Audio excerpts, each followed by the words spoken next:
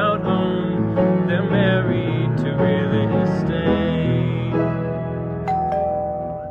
All right. Hello, everyone. Welcome back. Hi, Mary. How are you? I'm fine, thank you. How are you? Good. How's your summer going? It's tremendous. It is just tremendous. We'll have a discussion today with our guest, and just really an awesome time to be doing a podcast and to be connecting with people. And yeah, and you're no longer the Westford Rotary president, so you have all kinds of free time on your hands. It is amazing how freeing an obligation like that feels, but rewarding. Yes, you did make the awesome decision to join the WestfordCAT board, so yes. Welcome Thank for you. that. We're very excited. Thanks. And real estate, I got a referral. I gave a referral a year ago. It went away, and I just got a notice. Where do I send your commission? Ooh, that's a nice mailbox money. And actually, the referral was from my mentor when I became a realtor in 2009 at Whitecurt Realtors in McLean, Virginia. Wow. So all right. she sold some property. Deep roots. And they bought in Somerville, and so the referral just came through. It was unbelievable. There you go. So I love it. Thank you, universe. I had closing on Monday, which was one of the smoothest listings I've ever had. It was in Leominster. We had 14 offers. It closed $90,000 over asking price. Oh. So it was What did it start at? $460 and closed at $550. Wow, Nice neighborhood, higher. really cute little house. And the new buyers are very excited. So And all the neighbors want you to sell their homes. yeah, let's hope so. Yes. Absolutely. I'm ready. So I'm very excited to have our guest today, Jack Wang. Hi, Jack. Hi, Mary. Hey, Thanks. Jack. Thank you so much for having me. I'm excited to be here. Yeah. Great, we are too. So, Jack, you have a company, College Financial Aid Advisor, right? That's what you are. That's your title. Yes. Okay. So tell us a little bit about you and about that and anything else you want to talk about. Yeah. So what I do is I help families throughout the country helps pay for college without having to take on a truckload of debt. But the system of how aid works, right? Merit aid, financial aid, scholarships, grants, it's very much a game that most families play very poorly because they're thinking back to how it was when they went to college, right? The parents, or what they've heard from their neighbor, or whatever the case may be.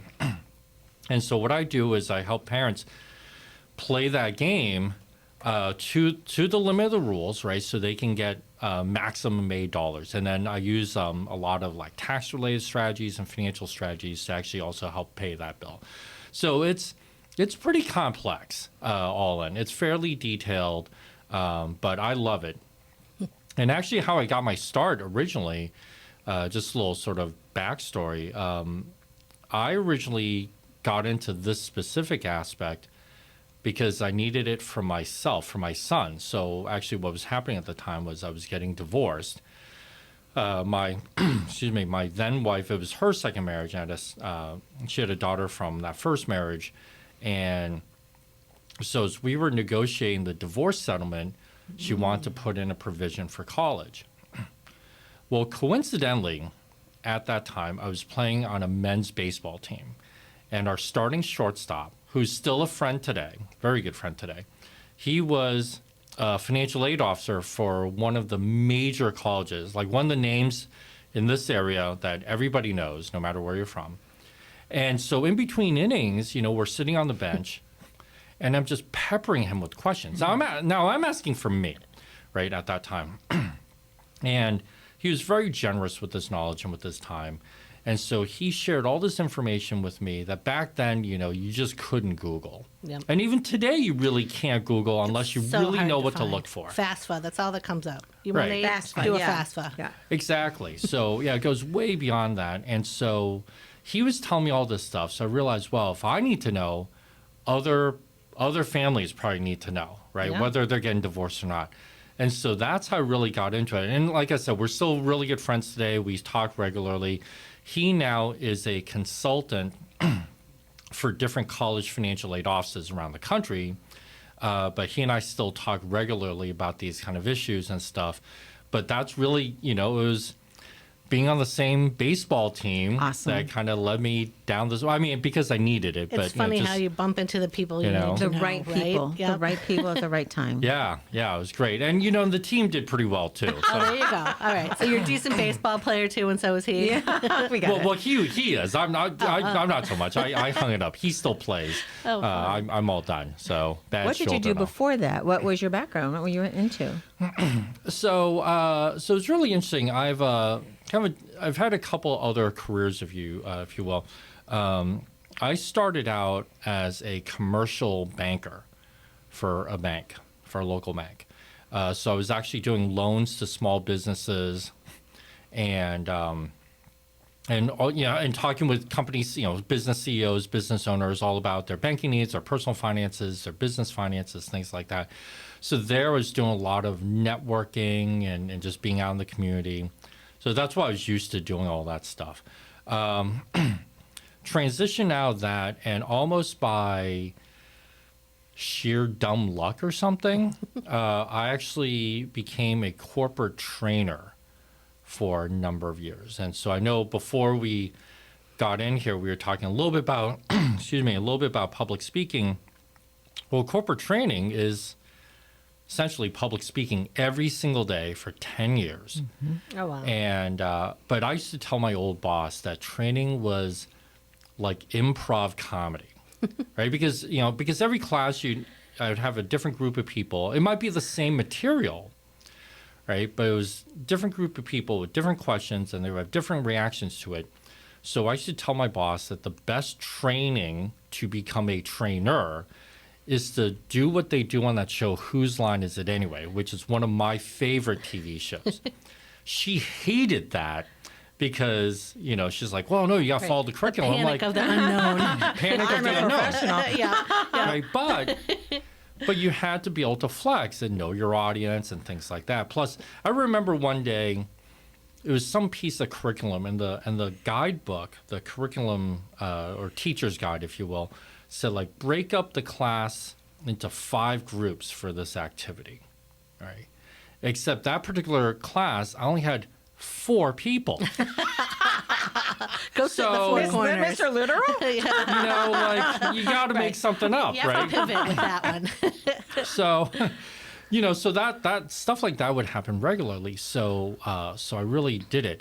Now, of course, that has nothing to do with the college thing, other than when I transitioned out of that career, I didn't know anything about marketing at the time, right? And so I did the only thing I knew how, which was I went around and gave talks, workshops, seminars, whatever you want to call them, anywhere that would have me, right? Libraries, community organizations, whatever, which led to speaking inside companies to employees. So companies like, this was years ago, but pick any large company in Boston. They used to hire me to go in to talk to employees about student debt and college planning and finances, things like that. So it got to the point where I was speaking 40 to 45 times a year. It's a lot. Right, that's a lot. I mean, I don't do that much. I don't really do that much anymore. But that was very tiring. Like it was because back then, it was all in person, so you had to drive somewhere and and with traffic and park and then go do your thing and lug materials in and then leave and drive out again. So your 1 hour session, depending where you were, Right. that All could day. take the entire day. Right. Right. There goes the day. Well, today with Zoom and technology, we don't have to do that anymore. But back then it was, it would wipe out a whole day. So I was exhausted. So, but I enjoyed it. And that's how I kind of built up my initial clients and met a lot of great people. And it would feed on itself. I would do it at one place, and then the next place would hear that I did it at the first place. So the second place would want me to go there and on, and it just kind of fed on itself. It's like building blocks. What I'm hearing is building blocks.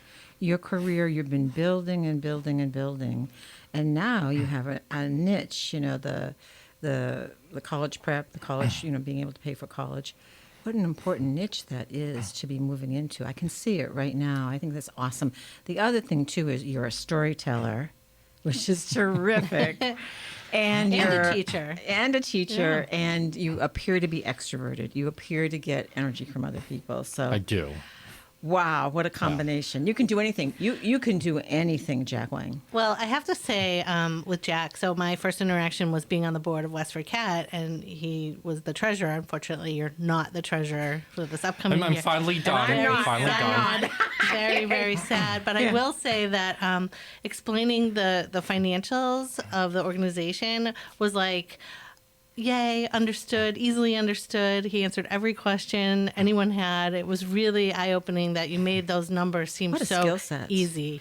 You know, I think I have to really credit the training, because when I used to be a trainer, I used to have to teach some fairly technical courses, and also train the employees to also have to deal with customers. And the phrase I used to have in that always was kindergarten English. Kindergarten English, right? Is you have to be able to understand the technical aspects, the very detailed, complex aspects, but you never know who you might be speaking to. And not that I wanted these folks to talk down to anyone, right? That was never the case.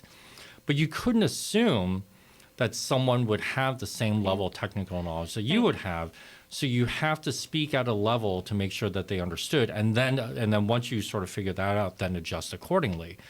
Right, so I would drill that into my the people I train, kindergarten English all the time, and just something I've gotten used to over time. Because the same thing with the numbers on the financials and banking, and certainly now, the intricacies of financial aid and the tax code and how those two intersect, and which is what I do.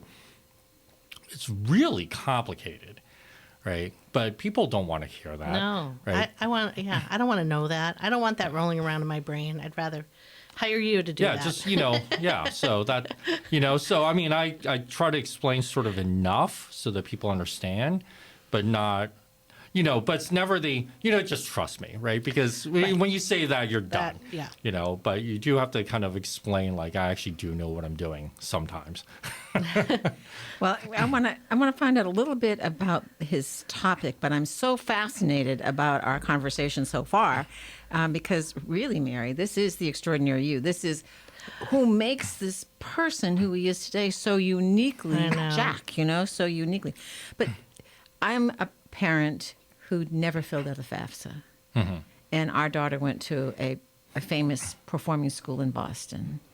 And we paid every cent of it, every single cent. I didn't want to see a FAFSA. It isn't that we were extraordinarily wealthy. I started selling real estate in Northern Virginia. It was very lucrative. And our daughter got to go to school in Boston. And so we obviously probably didn't do the smartest thing in the world to do that. But it's a performing school. There are a lot of people there on a wish, a hope, and a prayer, not a darn cent in their pocket, and praying that some mysterious uncle was going to die and leave them, the $1 million it was going to cost to go. So our daughter felt like the privileged, almost guilty, because everybody else was there trying to make their future right before everybody else. Yeah. So start us off. Tell us what parents, when do we start? When do you start? When do we exactly. start? What do we do? How early do you want to get these parents involved in this and thinking about this? Yeah, that's a great question. And I get asked that a lot. So I do what's called late stage planning. So I work with families whose kids are late middle school, like 8th grade. That's late stage. Through, but most of my families come to me when their kids are in high school, most commonly junior year. And the reason it's junior year, okay, so by the way, before I get into that, so of course, the ideal, of course, is you gave birth to your kid yesterday, you start saving for college today. Yep. Right? But of course, I remember when my kids were young, I mean, I was worried about like diapers and formula and sleep at night. Like the last thing on my mind was saving for college. Chaotic. Right? It's chaotic, right? And any parent, I mean, I would imagine still this way.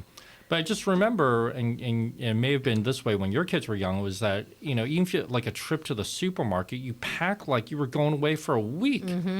Right? right? You're bringing extra stuff in case they spit up or what, whatever, Yep. right? So I don't do that. So nobody comes to me when their kid's born. But the reason most families come to me in junior year is actually because of the college admissions timeline. So if you go to talk to the guidance counselors at Westford Academy or any other high school, or consult a lot of the resources out on the internet, the college process really begins junior year. That's when you really start thinking about taking Looking. standardized tests Yep. and looking. And the summer in between junior and senior year is the big summer for when families go on college tours and things like that. Okay, and that's all well and good. I would argue that the admission starts a lot earlier also. But really a family needs to start thinking about this freshman to sophomore year, because here's why. So I'll just sort of give this away. We are recording in the summer of 2024, okay? So let's say your son or daughter is going to be a high school senior in the fall of 2024, which means they're going to go to college in fall of 2025, right? So in the fall of 2024, you fill out the financial aid form using the most recently completed tax return in fall of 2024, which is the tax return for 2023. Right. But then if you think about, well, what grade was your kid in 2023? Well, calendar year 2023, excuse me, spans the spring of their high school sophomore year through the fall of their junior year.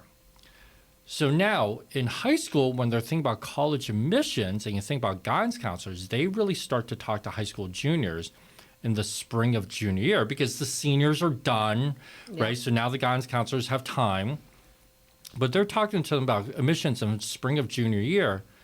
But based on what I just told you, based on what the tax return that's looked at, that starts spring of sophomore year. So the financial side starts an entire year earlier than the admission side. And why is that important?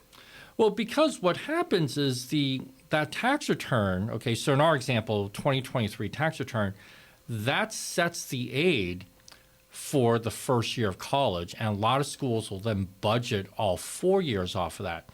So what happens is, let's say in the spring, in this example, spring of 2023, let's say you get a huge bonus at work, right? So your real estate firm gives you the $1 million bonus that you deserve, both of you. Thank you. Okay. Ready to accept at any moment. Right. We are ready. But you take that money at that time, right? So let's say in our example, in calendar year 2023, but now your income's back to normal, if you will, in 2024, and then you fill out the financial aid form. Well, your aid starting in 2025 is based on that $1 million bonus you got in 2023. Uh-oh. So it's not real numbers. It's not real time. Exactly. And so, but now that again, in this example, 2023 is known as what we call the base year, right? The first year. So really, if you want to do anything or position your finances or reposition money or whatever with your income, you actually have to start before that, right? So now we're really talking freshman year into the fall of sophomore year is when you have to get things to happen so that your tax return is the way that you want it in 2023, Right. so that your FAFSA in 2024 is the way that you want it, so that you get the aid that you want in 2025. That's crazy. That That's makes just perfect crazy. sense, It's- by the way. It does, but it make blows sense. my mind It because you does. don't think about that. As a parent, you think about, oh my God, I have to get the FAFSA in before, October 4th, or whatever, at the beginning of Right. October. It's in front and of that's you. all you want to do is get it done in the moment. Right. And you're not thinking about it when they're a freshman in high school. Right, Crazy. exactly, and it's understandable, right? And so the families that do come to me that early, which unfortunately it's fewer, we talk about this stuff, and one of the most common things that they'll talk about is, wait a second, my kid just got to high school, and you already want me talking about college? Yes. Yeah, like I understand that, Yes. And especially the fall, when parents and kids are first back to school and everybody's transitioning back to that school schedule and stuff, and the freshmen start in and they're still trying to find their way around. Like, okay, kid, let's talk about college, right? Let's figure this out. I know you're 4 years away, Right. right? But you got to start thinking now. And it's hard for parents, most parents, to really think about it that far ahead because they're still digesting that their kid Right. is Their now in high baby school. is gonna Their now in high baby, school. oh, my baby's going to be in high school now, right? And And they can't envision them going off to college. exactly, and I understand that. I get that, and so a large part of this is really trying to manage those expectations. In Exactly. addition to the technical work that I do, right, is sort of managing the expectations of how the process works, why you need to start this early, things that students can start doing in freshman year, even to help their chances for admissions, not just the financial aid. But it starts way earlier than people think. Because I will tell you, having done this long enough, one of the most common questions I get from just in general from social media, email, whatever, people are always asking questions about the FAFSA, which can be confusing. But you can tell based on the questions that they're asking, in their situation, they're looking for the secret code, right? That they think is going to unlock. I'll say, like blink twice and do a jumping jack before hitting submit, and you're going to get extra money, right? Or something like that. And it doesn't work that way, Right. But you can just tell I can just tell based on the questions that, okay, that's really what you're looking for. Well, And because they've probably gone through a few of the steps. They've got their draft saved in FAFSA, and they're looking at it and they're like, "Holy cow!" Right. Like, we're not going to qualify for anything or very little, and how Well, are we going to that's make right. up that difference? right. It's a panic. Right. It's a panic, and actually, and I don't necessarily know what the analogy would be in real estate, but I can tell you that I get emails or phone calls. Well, more emails than phone calls today, but in the spring, their kid's about to graduate, or after the kid graduates high school, they'll say, our son or daughter got accepted at this school, but we didn't get any aid, so it's $80,000 a year. The deposit or the bill is due next week, but Right. we don't have the money. What do we do? Oh no. Lottery ticket? Like, Yeah. I don't. Right. You're not a magician. Right. You're very good at your job, but Right. you can't make it come out of thin air. But one of the things I will kind of relate to real estate on this is that, people, and I know the two of you know that, like when people want to buy a house, I would imagine one of the pieces of advice you give families or prospective buyers is like, go get pre-qualified first Yep. for a mortgage, We don't right? take them out without so, it. Yeah, so roughly, or at least they know, like, Right. hey, we're looking in the $500,000 neighborhood or the $1 Yep. million neighborhood or whatever the case may be, right? But college is the only thing in our society where the seller, the college, tells the buyer, the parent, how much they can afford. Yep. Right? Because you think about that, in real estate, that doesn't happen, right? The seller of the house doesn't tell the buyer how much they can afford, Right. right? The seller of the house sets the price. Right. But it's really maybe like the bank telling the buyer, like, It hey, is you like can that. What their afford buying how much power to, is. a Yep. mortgage of this, Yes, it or is. Yeah. plus whatever cash you may have, A right? third party. But the seller doesn't dictate those numbers, right? But in the college space, the seller does dictate those numbers. And so through the FAFSA, the college determines how much a family can afford, quote unquote. Now, whether or not they can actually afford it is a whole nother story, right? Right. But the college things, based on your FAFSA data, we think you can afford X.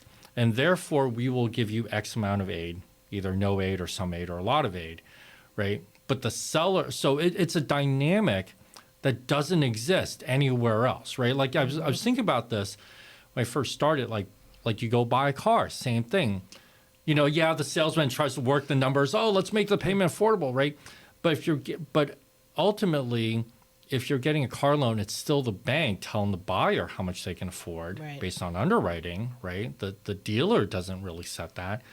Same thing. So it's very unique. And so what happens, unfortunately, in the college world, and why there's all this student debt, is because parents go into it and there's really not a lot of pricing transparency.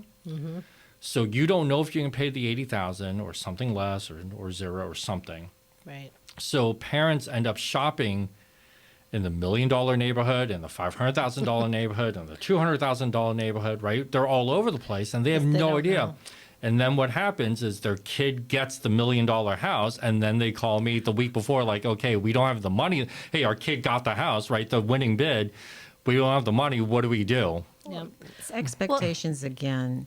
I was thinking as you were Well, talking. that and Powerball. And right? Powerball. That and Powerball. So, and the other thing, if you're starting thinking about, and you've been through this, what, 3 times? Yeah. That when you're starting thinking as a freshman, what is it that my daughter is going to do for her advanced education? In our case, it was neurosurgeon or pop singer. Okay? Neurosurgeon, she was going to UVA or some state school. She was going to a state school because over the long term, we could, keep supporting her Right. for 8 years, right?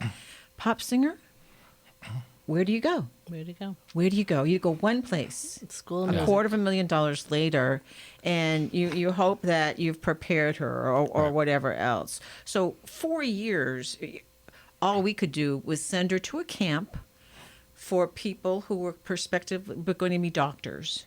And she came home from that camp at age 15 and said, Mom, I do not want to go to school for 13 more years. End of story. Yeah. Wow. So that fed into it. Right. But At least you started early. she At started 13. But expectations, as we're having to buy the $1 million house for that child, all the emotion around it, he got into Harvard or Right. whatever the school is, and we made it happen. Right. So all that emotion around that. Yeah, there's a lot of emotion. There's a lot of ego, and part of the challenge, by the way, just sort of going back to starting something like this, like freshman year and sophomore year. One of the pushbacks on me from the parent is, wait, we can't really think about this freshman year because we have no idea what our son or daughter is going to study. And if we don't know what they're going to study, then how do we know what schools to even look at, right? Which is a fair argument. So what do you tell them?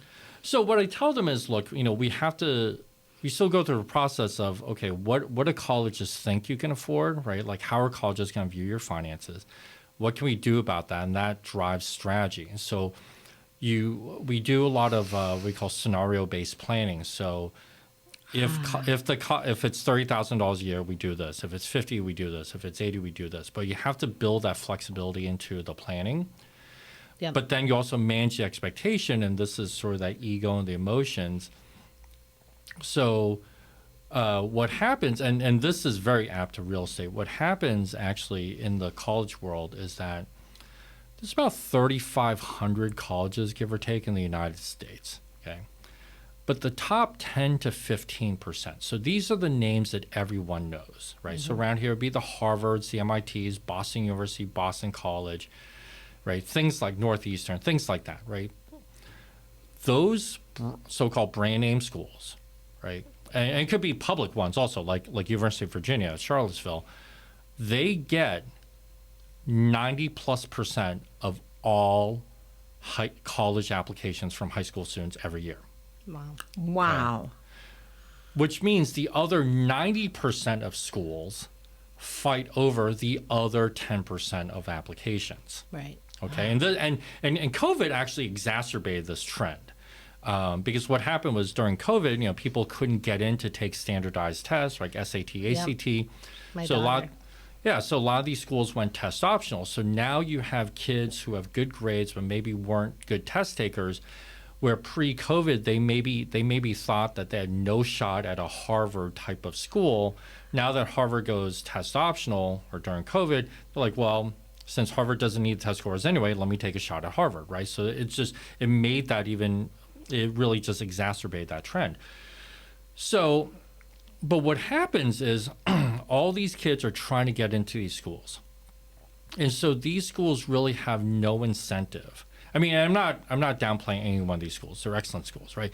But if you think about it from a purely business perspective, these schools have no incentive to give any student any kind of aid, because quite frankly, if one student needs aid, they can just say no and just grab the next student in line, right? All things being equal. All things being equal, right? So if you think about it, if you have like a bunch of buyers bidding on a house, and one buyer says, I really, really, really want it because my kid really, really, really wants to live here, right? But you have a line of like 30 bids in. Yep. Okay, what's the incentive for the seller to take that one bid if it's not the highest, or at least close to the highest or something, Right. right? So it works the same way. And so, Really so does. what happens is these schools, I mean, yes, they are excellent schools, but you are paying for the name. And there are parents who want that bumper sticker, right? They want to be able to sit at Thanksgiving dinner and tell their, idiot uncle or aunt, my kid goes to blah, blah, blah, blah, blah, right? Like parents don't say that, but you can just tell, like that's a big part of it. But when it comes to dollars, right? So if your kid has the resume for an Ivy League, but they go to one of these other schools, they might go for free. Right. Right. Okay. Right. So it's not just the big endowment or any of that. I mean, there are like some of the things that I remember looking for were, how many students they did give financial aid to, or how big their endowment was, or their budget, or for that kind of a Yeah. thing. There are a lot of factors that seem to come into play as well. Yeah, I mean, absolutely. And so every school, is generous to varying degrees. But actually, endowment doesn't have the impact that most parents do. And so I'll give you a really simple example. So let's say you have a school that charges $80,000. Okay, so that's the sticker price, all right? And we know from buying cars and stuff and pre-COVID, nobody really paid sticker price. Right? You always negotiate that down. So let's say a school charges $80,000 sticker, but they really only need $40,000 to keep the lights on. Okay? You can negotiate? So here's what happens, okay? And you can negotiate, but here's the example, and this kind of relates to endowment. So if you have a school that charges 80, but they really only need 40,000 to pay their professors and keep the lights on. If one student goes to that college and pays full sticker price for $80,000, how much does the second student have to pay? Think about it. If the school needs 40, Right. but if they got one kid to pay 80, Zero. the other kid can pay 0 because the average of the two averages out to the 40, right? Now, if you think about that highly simplified example, the school got its average of 40. How much money did they have to take out from their endowment to actually make that happen? Nothing. Nothing, exactly. So the most generous schools have the biggest endowments, and yes, endowments does tie to that 40,000 because they can pull investment earnings, but believe it or not, at most of these top tier colleges, where aid really comes from is the kids who pay full sticker subsidize the kids who don't. I'll tell our daughter. Yeah, Clearly we'll right, tell our daughter. exactly. Okay. She helped those struggling people. So You guys at helped a those lot of struggling. these top tier schools, it's not uncommon for a third, 40, 50% of the student body to pay full sticker. Okay, and today we're talking full sticker like 90, 95,000, are. right? It's Yes. huge Yes. numbers. And I will also tell you that. So I shared that with someone recently, and their retort was, "Well, but those must be the really rich families." And I said, "Actually, no. It's not. It's families who are taking on debt because their kid got into this Ensuring school and their they want child can their go. bumper sticker and whatever, right?" I call it a tuition sticker, by the way. a tuition sticker. And then there's that extra layer of the what is it? 529s and No, things? no. When you accept, like if you get accepted, you said yes, you're going no matter what, Oh, early decision. Yeah. early decision. Yeah. Yep. and then you're locked in, and Right. then you're really in a panic. Right. Yeah. So I won't out these guys, but one internationally known university here in the New England, here in the Massachusetts area, last year I think it was like 52 or 53% of their freshman class paid full sticker, and they were like a 92. Wow. So it is funny because I will sometimes tell parents, like, "Are you sure you want to do this college thing? Because it might be cheaper if you bought your kid a Ferrari and just like left it at that." Can Right? I ask you, this whole movement that I'm seeing, have a drink. This whole movement I'm seeing, Jack, Mary, I don't know if you said, is don't go to college. It's not worth the tuition. It's not worth the debt. Are you seeing any impact I of don't know that? if it's so much as don't go to college as it is give equal, importance to the trades. Not even the trades. Not even the trades. My son's an entrepreneur. He put a year at such and such. He went out in the garage and he did X, Y, and Z. Well, Excuse me, I was going to say something else. I think there's yes. So do I see some of that? I do, and I certainly keep track of like research and reports, on national trends for things like that. I think there's a couple factors at play. One is certainly technology these days, right? Because hey, this is going on YouTube. Right? If you can record a couple YouTube videos, have a couple go viral, and make millions of dollars from YouTube, you don't really need to go to college. And Right. I get that. There you Okay. go. All right, help us, listeners. Help us make that happen. Help make this go viral, right? So none of us have to work again. So we can retire. Okay. I already went to college, so it's too late for me. Too late. So there is a combination of like technology and just the ease of which people can make money other ways, right? But I think the bigger trend, and trades are certainly important, but I think the bigger trend is people, I see this a lot even today, is kids go off to college, but they're not always mentally, socially, whatever, developmentally ready for that. And and you also see a lot of adults who will tell you that, yes, they went to college, they might have enjoyed their experience, but their current job today has nothing to do with their degree. Yep. Right? So if that were the case, why do you spend the money on whatever degree to end up doing something else? Now, I would have a counter argument to that, but that's like a longer term trend, because if you go back like 40, 50 years, fewer kids went to college. Okay, and I'm not suggesting that fewer kids should go to college. That's not it. But like going to college was a much bigger deal, and so either A, that meant like your family had some money, or B, like you really meant it.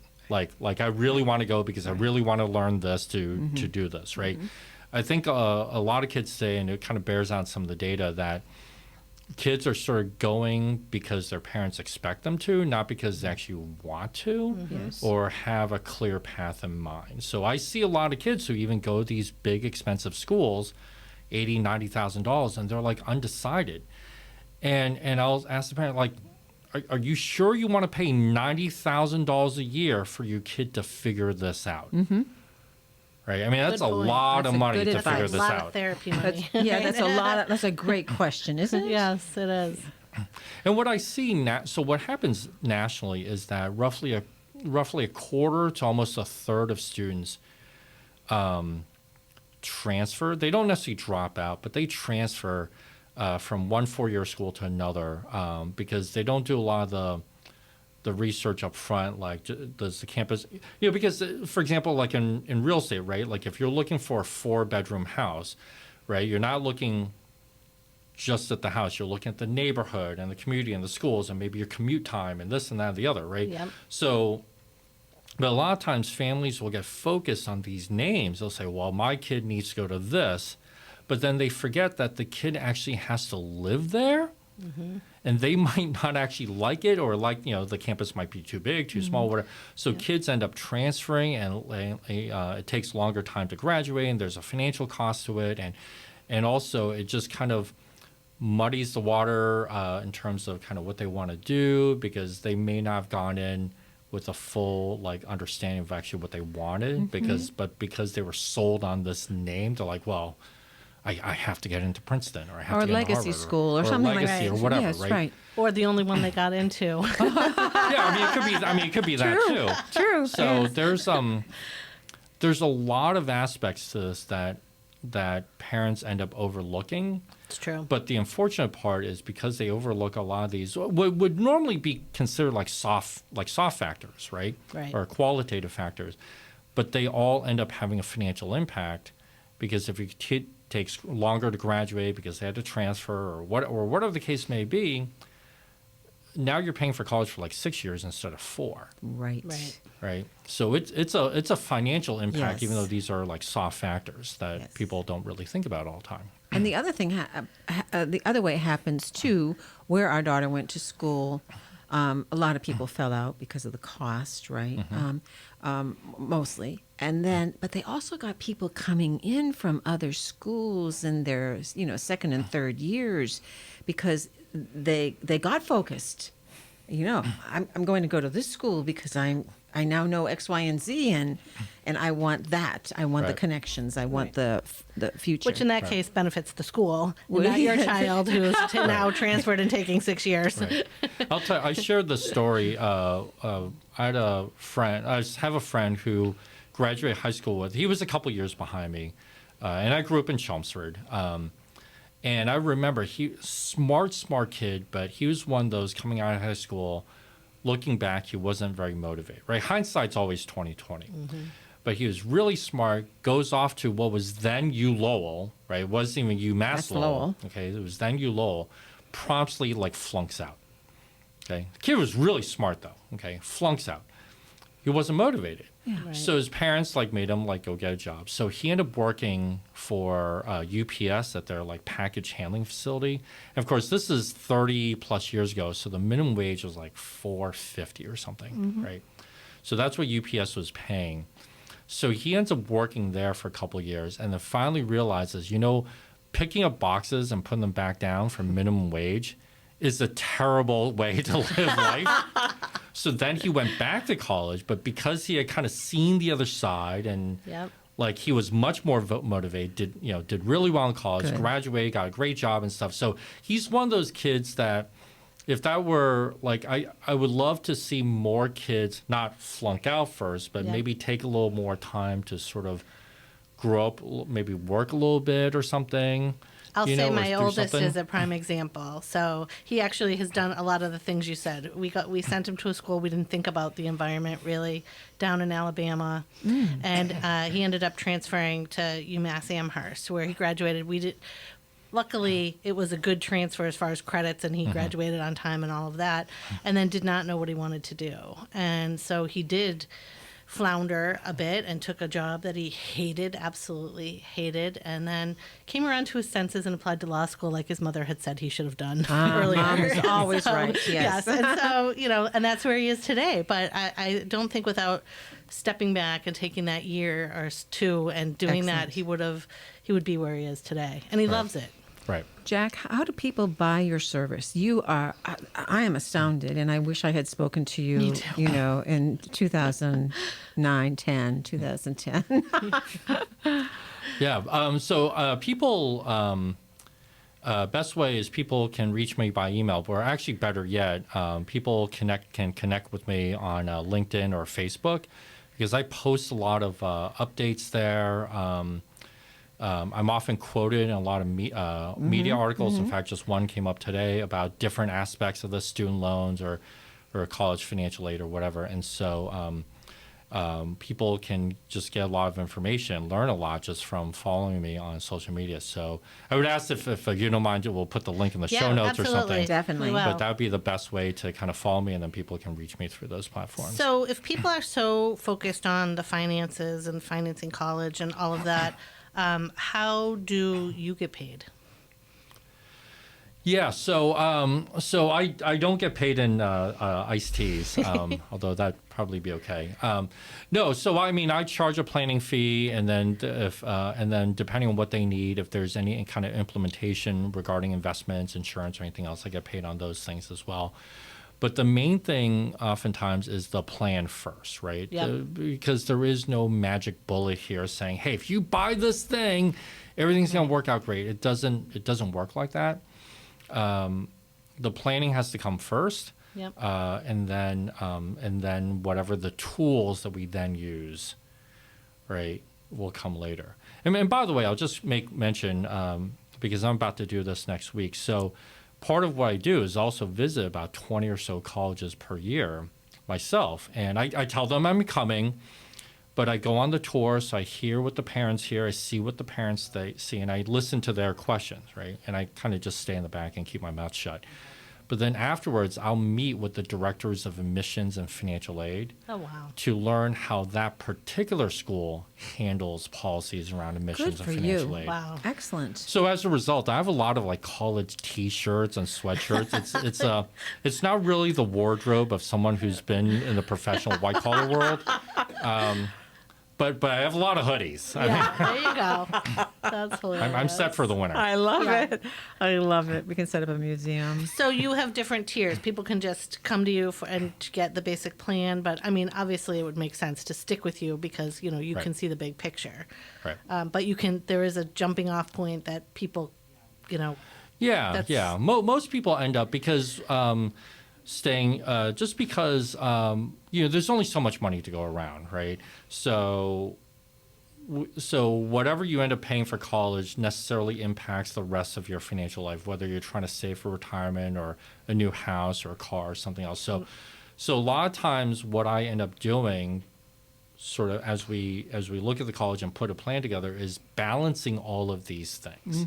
Yep. Because there's some families like I will put every last penny I have towards college and I'll just worry about retirement later. Fine, that's their value.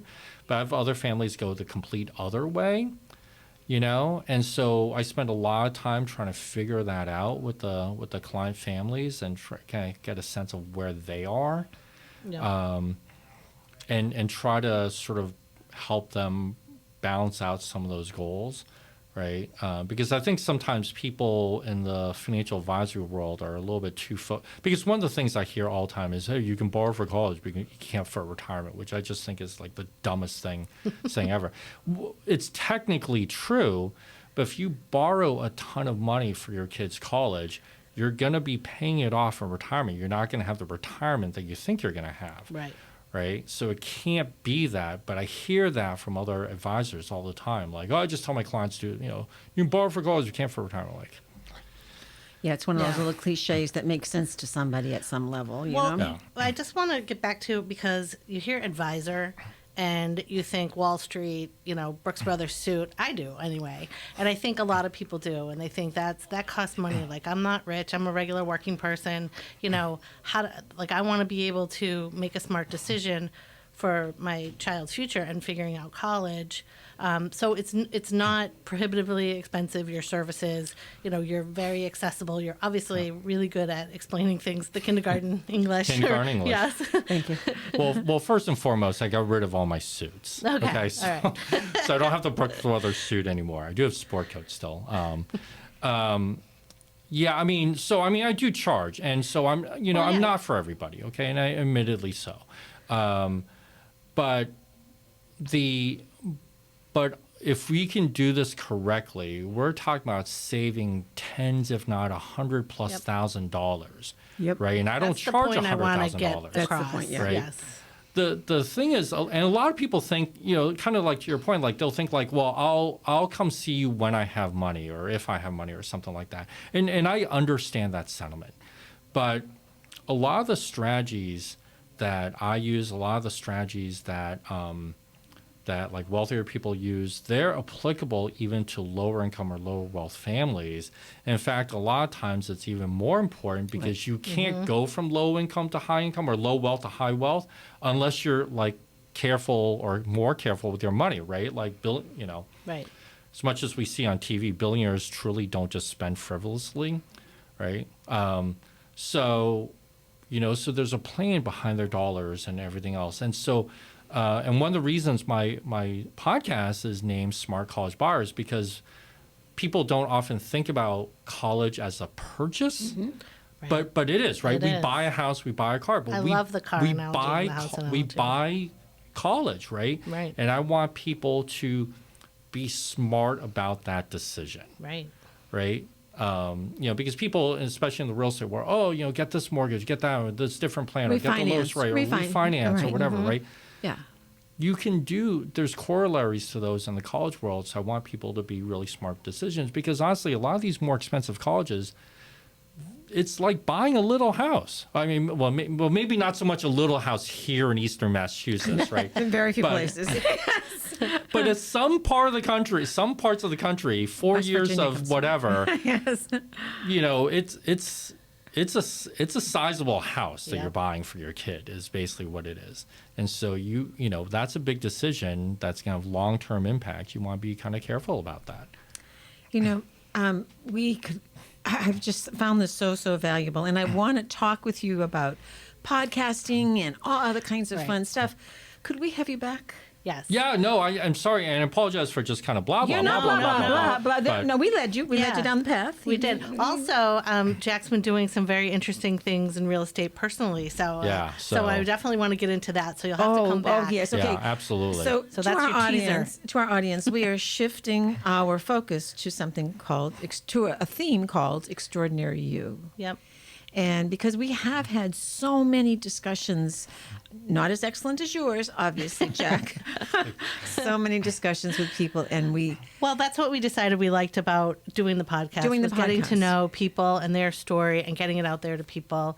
And so we decided to take a little bit shift. I mean, real estate is obviously going to be part of our world because it is part of our world. But part of everybody's work. yes, Yeah. but we definitely like the people aspect. So we are going to make a shift. So we'll have Jack back. Jack back. Jack back.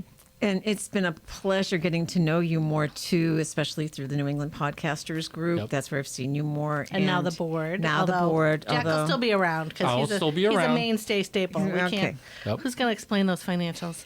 I don't know. Anything you want to say to us? And you know, No, this is great. Thank you for having me on, and always a pleasure to sit in the podcast studio with you, both of you, and just give me a little time to kind of explain this. I mean, it's, some people find it. I mean, I'm really passionate about it. I love what I do, and I feel like that's really like I found my life's calling. I mean, because again, it grew out of personal need. Yeah. But I love, I know some people are like just bored senseless, like yeah, whatever, right? No, And I don't get think so. that, You and make that's it very fine. entertaining, and I think that's important. I really do.